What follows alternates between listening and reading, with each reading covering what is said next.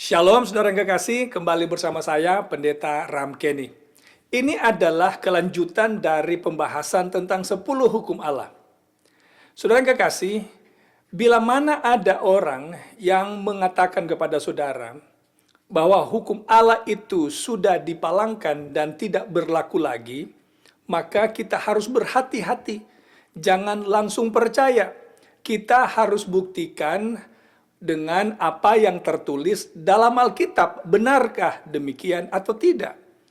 Kemudian, jika juga ada orang yang mengatakan, siapapun orang ini, entah dia pendeta, entahkah dia ini adalah pemimpin-pemimpin gereja, entah dia ini guru, orang tua, teman, tetangga, siapapun orang itu, yang mengatakan bahwa 10 hukum Allah memang masih berlaku, hanya yang keempat itu tidak. Karena katanya yang keempat ini hanya untuk orang Yahudi saja. Sedangkan yang 9 lainnya itu untuk kita. Nah, bila ini adalah argumentasi yang disampaikan, kita tidak boleh langsung mempercayainya. Kita harus buktikan dengan apa yang tertulis dari Alkitab. Karena sebagus apapun argumentasi seseorang, karena jangan lupa saudara, ada banyak orang yang pintar mengolah kata-kata, sehingga argumentasi yang keluar itu terdengar sangat baik, sangat masuk di akal, tapi belum tentu itu didukung oleh Alkitab atau berdasarkan Alkitab. Standar utama kebenaran yang tertinggi yang harus kita terima, yang harus kita ajarkan dan kita yakini adalah datang dari Alkitab. Nah, dalam video ini saya akan menyampaikan kepada saudara siapa yang seharusnya bertanggung jawab, atau siapa menurut Alkitab yang bertanggung jawab terhadap begitu banyaknya orang yang memiliki pemahaman yang salah terhadap hukum-hukum Allah atau 10 hukum Allah. Siapa orang di belakang ini? Siapa yang harus bertanggung jawab? Siapa yang melakukan, saya bisa katakan, penyesatan ini? Nah, sebelum saya ke sana, saya akan tunjukkan kepada saudara satu peragaan sederhana. Peragaan ini sudah saya pernah buat, tapi saya mau buat satu kali lagi untuk mengingatkan kita bahwa 10 hukum Allah itu kekal dan tidak dipalangkan seperti kata orang yang kata banyak orang. Hukum itu katanya sudah dipalangkan. Mari saya buat satu peragaan, mohon saudara mengikuti. Nah, mari saya mulaikan. Hukum adalah karakter Allah, dasar pemerintahan Allah. Kita sudah pelajari itu pada video sebelumnya. Nah, kemudian dosa menurut Alkitab, dosa adalah pelanggaran hukum Allah. Itu definisi dosa. Kita temukan dalam 1 Yohanes 3 ayat 4. Kemudian, Yesus adalah Allah yang menjelma menjadi manusia untuk menebus manusia dari dosa. Karena dia mencintai saudara dan saya, dia mati untuk menebus kita dari apa? Menebus kita dari dosa. Nah, kemudian setelah Yesus kita temukan Injil. Injil adalah kabar baik. Kabar baik tentang apa, saudara? Injil itu disebut juga dengan sebutan good news, kabar baik. Kabar baik tentang apa? Kabar baik tentang Yesus yang adalah Allah, karena kecintaannya kepada saudara dan saya, ia datang menjelma menjadi manusia untuk menebus manusia dari dosa karena pelanggaran hukum. Mana ini hukum ini? Nah, ini dia. Karena pelanggaran hukum. Oke? Nah, setelah Injil kita temukan pendeta. Saya cari dulu pendeta ini, saudara ya. Oke, ini dia. Pendeta ini, pekerjaan utama dari pendeta adalah berkhotbah, seperti yang saya lakukan. Dan pendeta-pendeta lain tentunya ya. Pendeta itu pekerjaan utamanya, pelayanannya adalah mengkhotbahkan apa, saudara? Apa yang dia khotbahkan? Khotbah pendeta adalah tentang Injil. Injil, kabar baik tentang Yesus, yang adalah Allah. Karena kecintaannya kepada saudara dan saya, ia mati di kayu salib, menjelma jadi manusia untuk menebus kita dari dosa karena pelanggaran hukum. Semoga saudara mengikuti. Nah, mari kita teruskan. Yang berikut adalah setelah pendeta, kita temukan anggota. Nah, anggota adalah orang-orang atau jemaat yang berkumpul. Untuk apa mereka berkumpul, saudara? Mereka berkumpul untuk mendengar pendeta berkhotbah. Khotbah pendeta adalah tentang Injil. Injil apa ini Injil? Good news. Good news tentang Yesus. Good news tentang Yesus. Yang adalah Allah, karena kecintaannya kepada kita, ia menjelma menjadi manusia, mati di kayu salib untuk menebus kita dari dosa karena pelanggaran hukum. Nah, saya ulang-ulang supaya kita bisa mengikuti. Nah, kemudian yang terakhir adalah gereja. Saudara yang kekasih, gereja ini adalah bangunan tentunya atau tempat. Ini gereja adalah bukan hanya bangunan tapi orang-orang gitu ya. Jadi gereja baik bangunan atau orang, kita bisa pakai dua definisi ini secara bersamaan.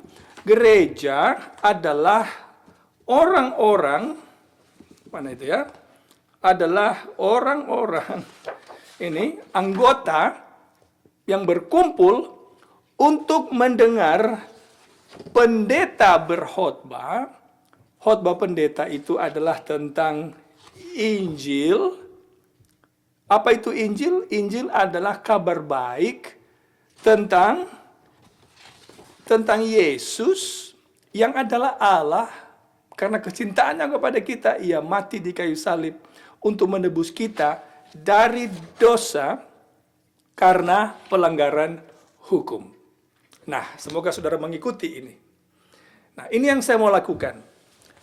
Kalau ada orang yang mengatakan bahwa hukum Allah ini sudah dipalangkan, mari kita ikuti kemauan mereka. Jadi, hukum ini kita palangkan atau kita tiadakan. Jadi, kita akan tiadakan hukum. Jadi sekarang hukum tidak ada, kita ikuti kemauan orang-orang yang mengatakan hukum itu sudah tidak berlaku lagi, tidak ada lagi. Nah, sekarang apa itu dosa menurut Alkitab, saudara? Dosa menurut Alkitab 1 Yohanes 3 ayat 4, dosa adalah pelanggaran, tidak ada hukum. Apakah akan ada dosa kalau tidak ada hukum? Jawabannya tidak ada. Karena kita mengenal dosa itu dari hukum. Hukum yang memperkenalkan apa itu dosa. Nah, kalau dosa tidak ada, karena hukum tidak ada, maka dosa tidak ada. Kalau dosa tidak ada, perlukah Yesus datang ke dunia ini untuk mati di kayu salib menebus kita dari dosa? Tentu jawabannya tidak perlu. Kalau manusia tidak jatuh dalam dosa, Yesus tidak datang ke dunia ini untuk menebus kita. Karena dia datang menebus kita dari dosa. Nah, tapi karena dosa tidak ada, maka Yesus juga tidak ada. Tidak perlu Yesus datang. Nah, sekarang, kalau Yesus tidak ada, apakah akan ada Injil? Apa ini Injil? Good news. Good news tentang siapa? Kalau Yesus tidak ada, apa Injil akan ada? Tentu tidak ada. Jadi, Injil pun tidak ada kalau Yesus tidak ada. Nah, sekarang pendeta. Apa pekerjaan pendeta, saudara? Pelayanan pendeta yang utama adalah berkhotbah, mengabarkan Injil. Kalau Injil tidak ada, apa yang pendeta mau sampaikan? Khotbah apa yang pendeta mau sampaikan kalau Injil tidak ada? Jadi, karena Injil tidak ada, maka pendeta juga tidak ada. Kenapa Injil tidak ada? Karena Yesus tidak ada. Kenapa Yesus tidak ada? Karena dosa tidak ada. Kenapa Yesus tidak ada? Karena hukum Allah tidak ada. Jadi, pendeta tidak ada pekerjaan. Nah, sekarang, anggota. Perlukah kalau begitu anggota berkumpul untuk mendengar pendeta berkhotbah? Kalau tidak ada pendeta, anggota mau berkumpul untuk apa? Siapa yang mau mereka dengar? Jadi, anggota pun tidak akan ada. Kalau tidak ada anggota, apakah akan ada gereja? Tentu juga tidak ada. Saudara lihat itu, ini peragaan yang sederhana, tapi mengingatkan saudara dan saya, kalau kita mengklaim 10 hukum Allah itu sudah dipalangkan, maka semua yang saya sebutkan tadi juga tidak akan ada. Nah, sekarang saya ingin ulangi lagi bahwa hukum Allah itu tidak menyelamatkan. Yang menyelamatkan saudara dan saya itu adalah Yesus Kristus. Yesus satu-satunya jalan keselamatan. Tapi mengapa kita perlu menurut hukum Allah? Yesus berkata, "Jikalau kamu mengasihi aku, kamu akan turuti perintah-perintahku." Sekarang pertanyaan kalau begitu, apa sebenarnya hasil dari penurutan kita kepada hukum Allah? Ini kesaksian Alkitab. Yakobus pasal 1 ayat 25 berkata begini, "Tetapi barang siapa meneliti hukum yang sempurna, yaitu hukum yang memerdekakan orang, dan ia bertekun di dalamnya, jadi bukan hanya mendengar untuk melupakannya, tetapi sungguh-sungguh melakukannya, ia akan berbahagia oleh perbuatannya." Saudara dengar itu? Well, ada orang yang berkata, Pendeta Kenny ini mengajarkan keselamatan lewat perbuatan. Saudara yang kekasih, kita itu diadili berdasarkan perbuatan kita. Tetapi bukan berarti kita selamat karena perbuatan kita. Jangan lupa, iman tanpa perbuatan adalah mati. Saudara tidak bisa mengatakan, "Yesus, I love you," tapi hanya di bibir mulut. Kalau saudara mengasihi, saudara akan tunjukkan itu dengan perbuatan bahwa saudara mengasihi. Kalau saudara mengasihi istri saudara, saudara akan tunjukkan itu dengan perbuatan. Kalau saudara mengasihi suami saudara, saudara juga akan mencintai lewat perbuatan. Jadi perbuatan ini bukanlah menyelamatkan. Kita tidak selamat dengan perbuatan kita. Tidak ada orang satupun yang bisa selamat karena perbuatan baik yang ia lakukan. Yesus yang menyelamatkan kita. Tapi penurutan kepada Yesus adalah sebagai bukti bahwa kita mau berterima kasih, mencintai Yesus, mengasihi Yesus karena dia sudah mati bagi kita, dia memberkati kita, dia menyertai kita, dia menyiapkan keperluan kita. Dia mendengar doa kita, menyiapkan tempat yang ideal di sorga bagi kita, dan sebagainya.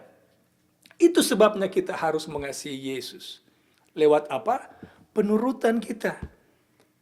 Penurutan. Begitu juga kita sebagai anak-anak. Kalau kita mengasihi orang tua kita tidak hanya bisa katakan, "Well, mom and dad, I love you."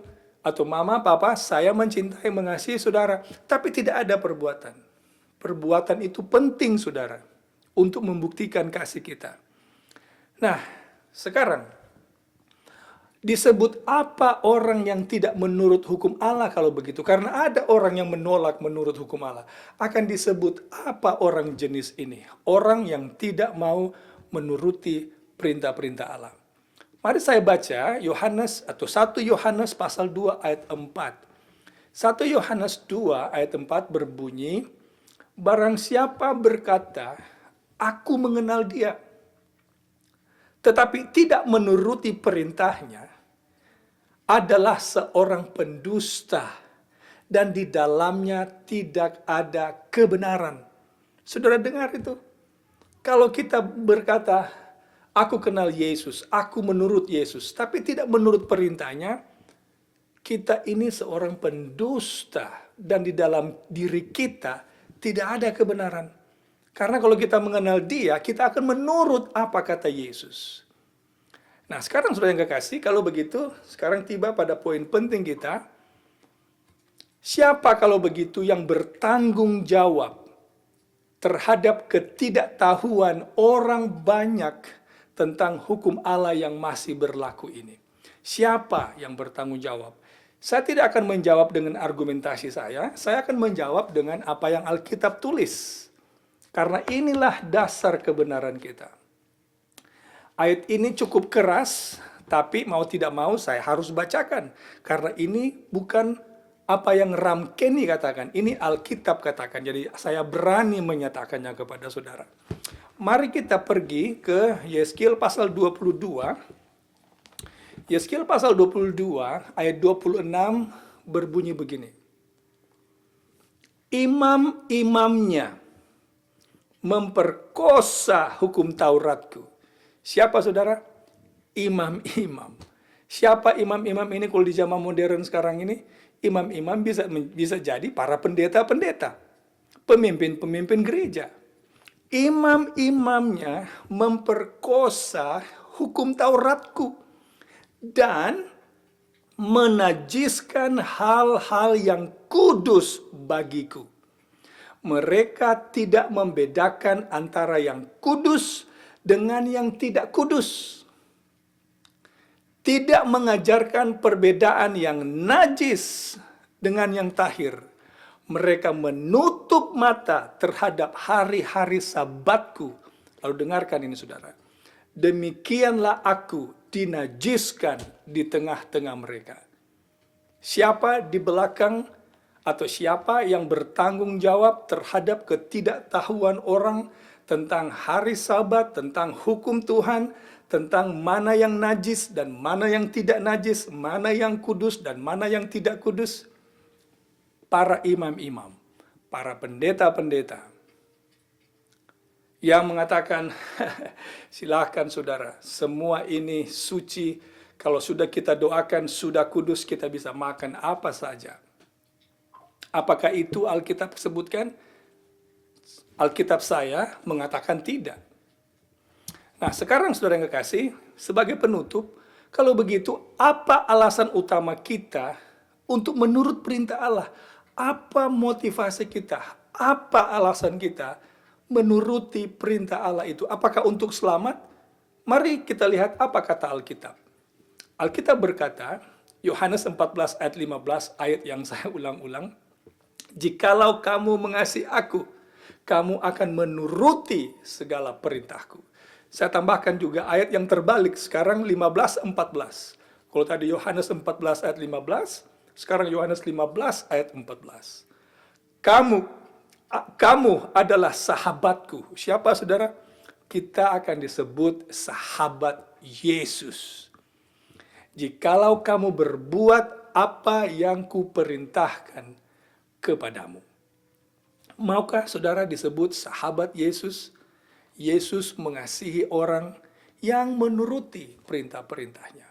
Dalam sejarah bangsa Israel, zaman perjanjian baru, semua yang menuruti firman Allah adalah orang-orang yang mengasihi dan mencintai Yesus. Maukah saudara bergabung dengan kelompok orang-orang yang membela hukum Allah? Di tengah-tengah masyarakat yang menolak hukum Allah, dunia menolak 10 hukum Allah.